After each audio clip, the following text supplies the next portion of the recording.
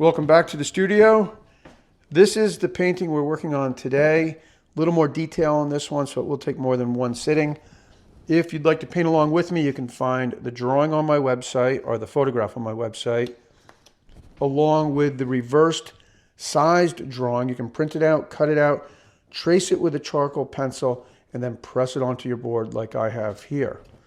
The panels measure 5 3/4 by 7. If you want to purchase my frame and panel system, I'll have a link to it in the description and in the upper right hand corner right here. Now let's go ahead and get started. Okay, so this is a tool painting. This is a mallet, a square. I made this mallet out of a piece of dogwood from a dead tree that I'd cut down. I think we'll just go ahead and get started with that. So I've got a little of the, I think this is the raw umber. Let me double check. No, this is the burnt umber. The burnt umber has a little more red in it.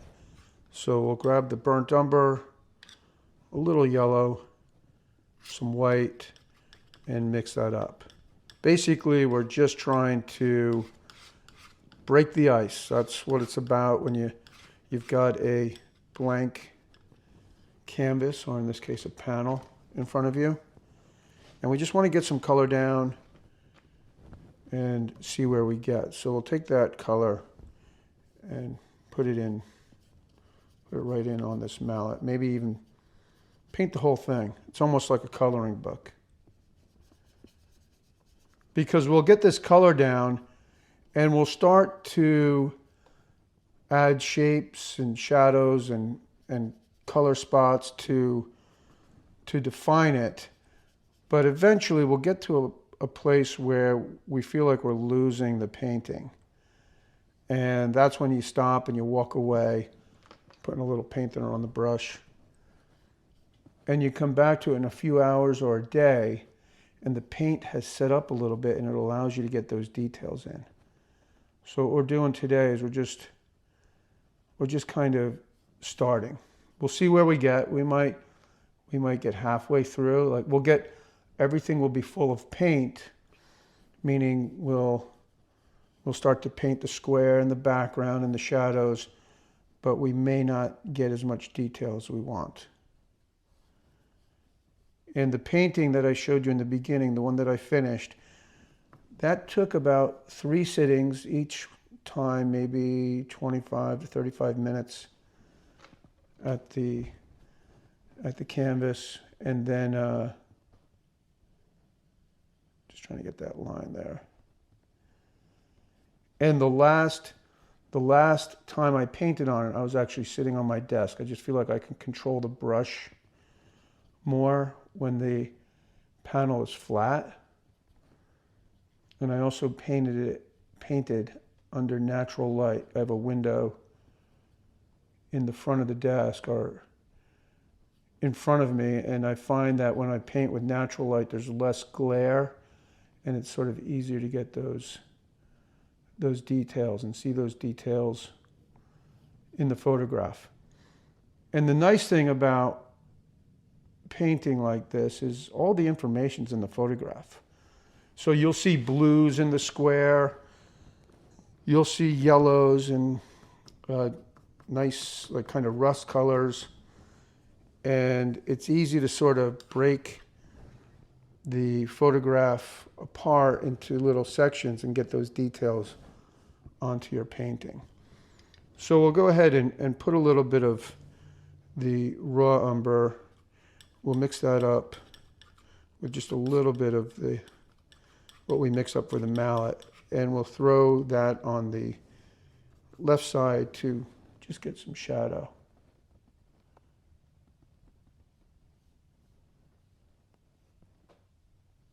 And we'll do that up by the handle here.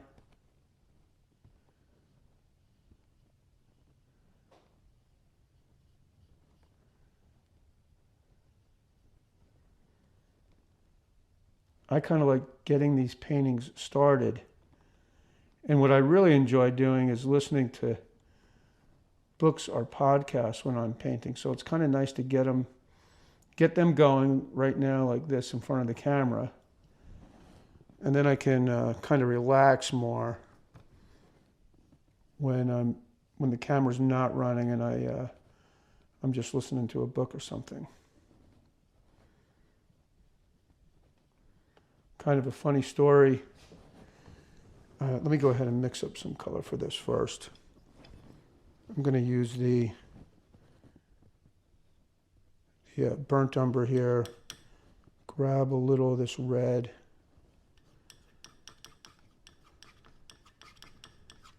And we'll start to work on the wooden part of that 4-inch square.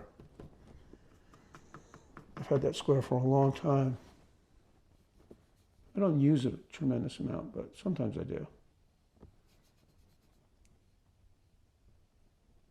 So the funny story is my website went down about a month ago. And someone had bought plans and they couldn't download the plans because the website had messed up. So he sent me an email and I said, yeah, I'll just send them to you. So I could see that he had bought them. It was the shaker bench. And from his email, I could tell he was an author. And so I went to Audible, found one of his books, and just finished listening to it. His name is Norb. I think it's N-O-R-B. Norb. Now I forget his last name. Vonnegut, maybe? Anyway, it's a good book. The title of it is Top Producer. Kind of a Wall Street-based mystery. Having the drawing makes it a lot easier. And it doesn't make it super easy. You still have to mix colors and you still have to be able to see. But you don't have to think about the perspective, and that's kind of a nice thing.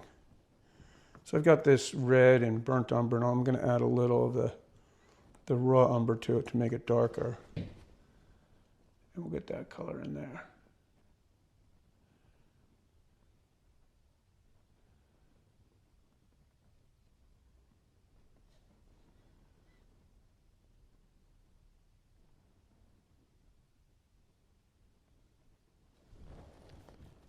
And now I'm going to mix up a gray kind of color for the metal part of this square. So I'll grab a little black, maybe a little of this color that I had used for the mallet. And a little more black, a little white.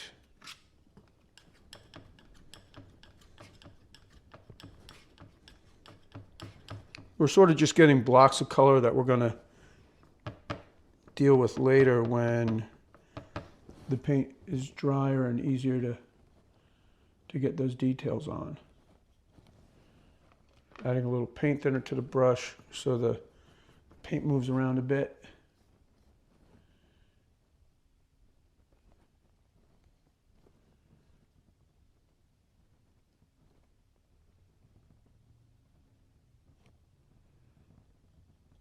So this is kind of the way I tackled this painting to start with.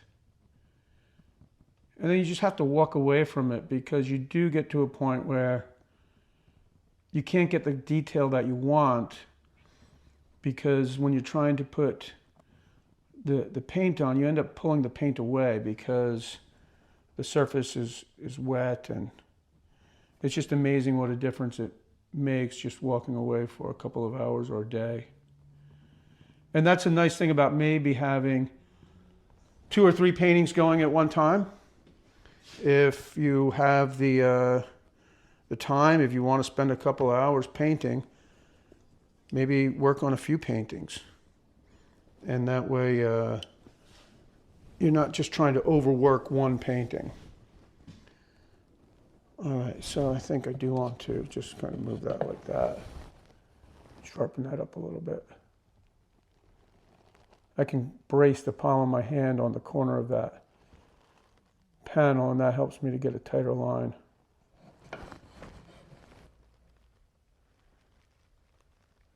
I like painting on wood This is plywood. This is birch plywood. It's a good quality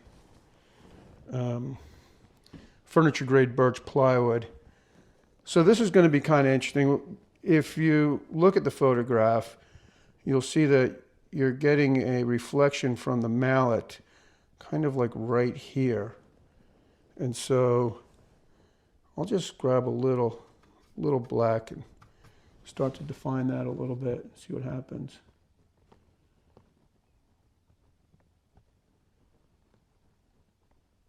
And kind of over here too, just kind of getting some of these details down.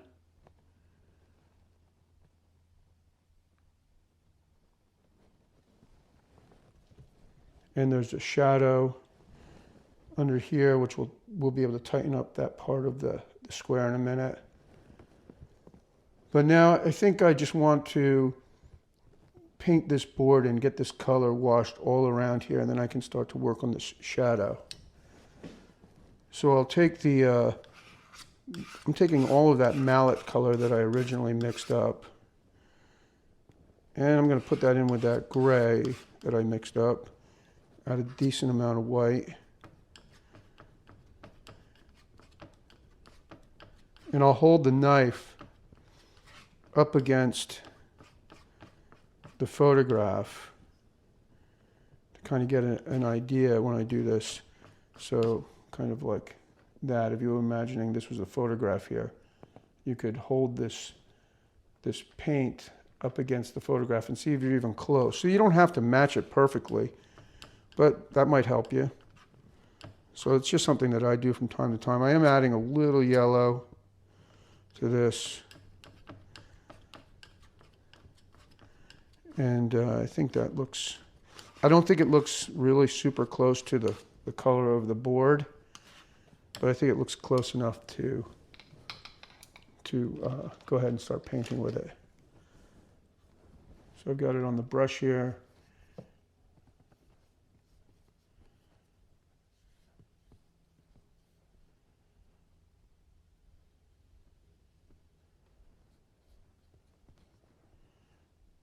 I like working from photographs because the information is just there. I have painted in the plein style with my friend Francis Cunningham. And it's kind of a lot of pressure when you're painting like that because everything's moving. The shadows are moving because the sun is moving and it could be windy. It's a very different experience. But I think it's a cool thing to do. I'd like to do that one day when I have more time. It's also a decent amount of work to kind of get set up to do something like that. I usually paint after work, or maybe I'll come out very early and paint for a half an hour before work, just sort of listen to the news or something, do a little painting. But I never spend the whole day just painting. Usually building a piece of furniture or shooting videos somewhere.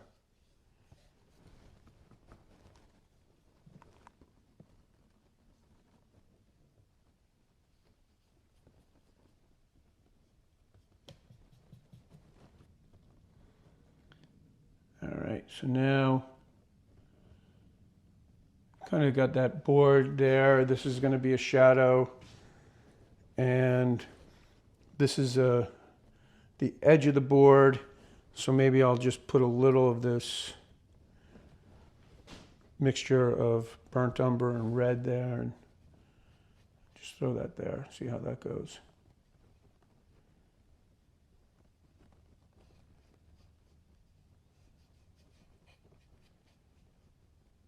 And now I'll work on the background. And for that, I'm going to use a little of this color that we mixed up for the board. I'll grab some of the white. These backgrounds, I have to start thinking about them a little bit more because they get a little mundane because there's nothing going on there. And one way to kind of add some visual interest, I think, is to set up the photograph so the light is coming in the window in a certain way where you'll have a hard line created by the light. And I'll do that. I'll set up photographs like that because it's a way of adding just another dimension to the painting. So if you're going to start setting up your own photographs to paint from, think about that. Think about where the light is coming in. Try to always set up your photographs.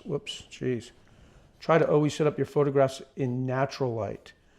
I mean, there can be interesting photographs taken with maybe a small lamp or something, but if you're using LEDs or fluorescent lights like shop lighting like I have in here, that's what I'm using to paint with right now, the light is so even that you really don't get those interesting shadows. So that's one thing, that's definitely a takeaway from maybe looking at some of these painting videos, is start looking at light. You'll notice how light comes through the window. Just see how light affects the objects that you want to paint. And see, I like the simplicity of this actually.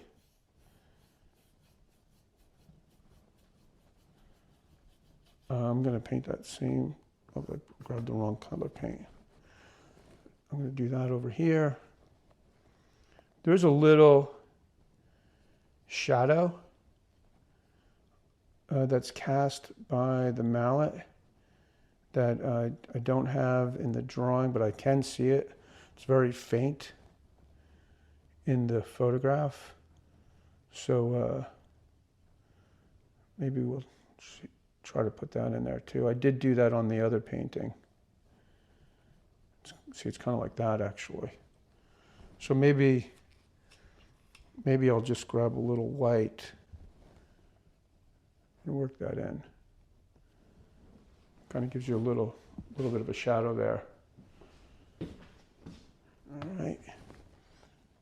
All of these areas where you have sections with no paint on them, that's a lot of the stuff that you'll come back and tighten up later on after the paint sets up a little bit.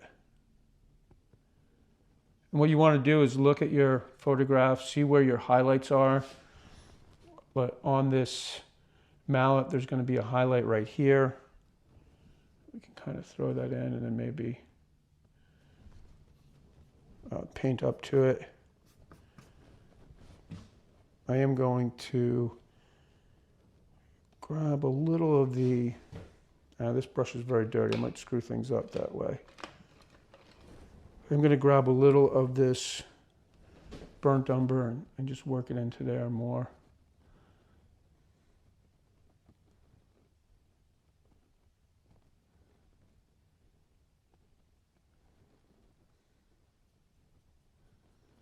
I really like small paintings just because they don't take up a lot of space and they don't demand a lot of attention. They just sort of hang out and then they get discovered. Like whether they're in a bathroom or a small bookshelf or something.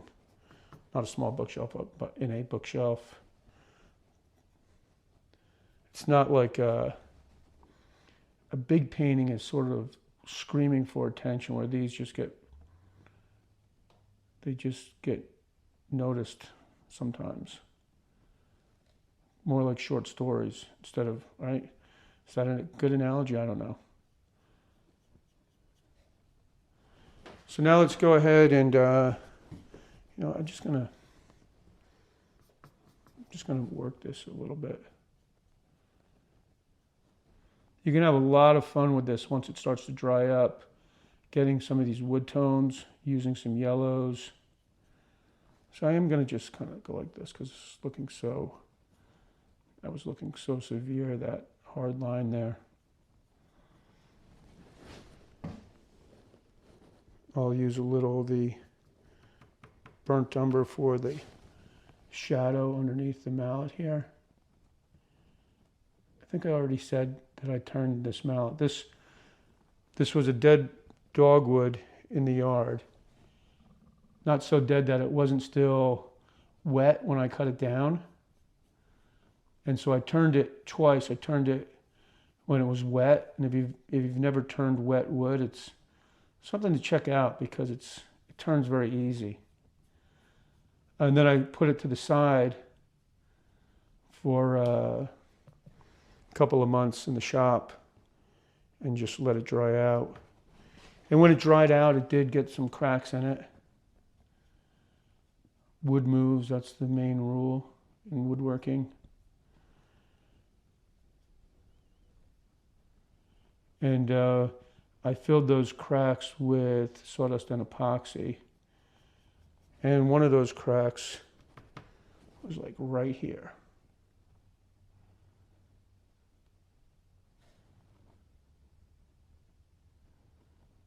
And another one was down here. This was actually a bit of a knot.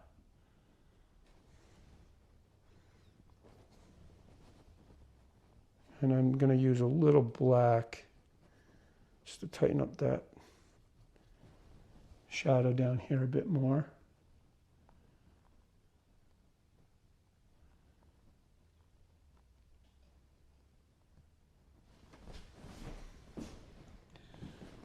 And let's throw, this is kind of that brown and black mixture. Let's just throw the shadow in here a little bit and see if that helps out.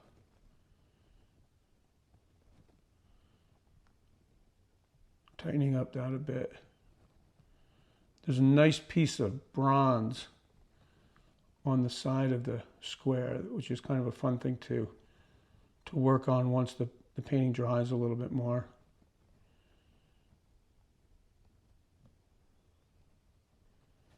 And there's a hard shadow on the edge of the square right here.